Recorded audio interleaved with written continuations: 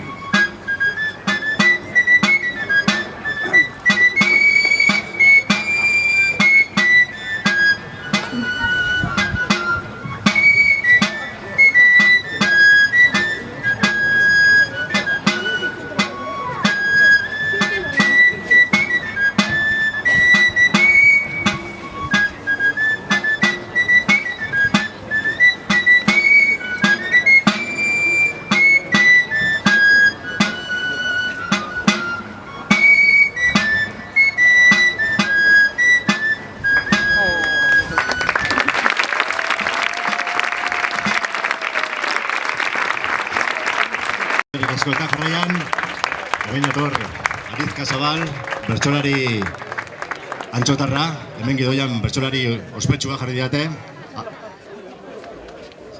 Alazera, eta tira, Aritz, bota, gatz eta piperra, zelai berri honi.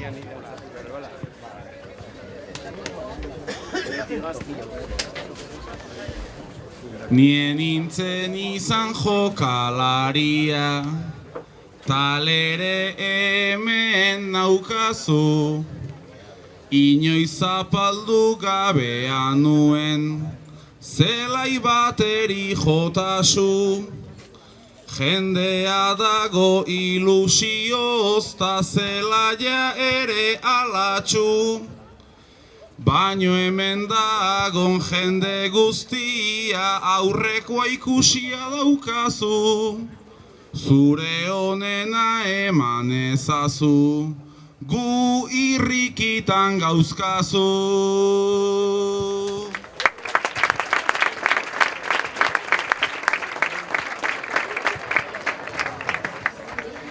Sentsazioa arraroa da nere hanka azpietan, takoidun botaik ez dut eduki 29 urtetan, baino zeo zerropa behar bada irekitzeko festan, badago lasko sar daitezela tankik espuskatu bertan, guztiek goza dezazuela ta sorte ona partiduetan.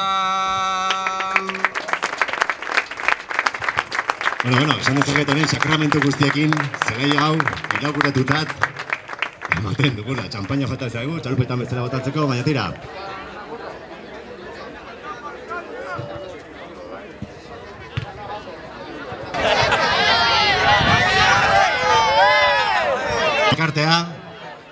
Quiere rendir un pequeño homenaje a un aficionado que ha venido aquí a Don Bosco con lluvia, viento, granizo, sol, bueno, con todas las condiciones meteorológicas posibles. Y siempre ha estado aquí, animando incondicionalmente a Anchotarra de Pro. José Javier, eskerrik asko, Pasaia, beti, animatzeagatik. Beti, irrifar batekin, beti txalo bat izan duzu, beti animo oiu bat izan duzu, Jose Javier. Horregatik, Pasaia Kirol Elkartearen zuzendaritza batzordeak esan nahi dizu, eskerrik asko, Jose Javier. Beti hemen egoteagatik.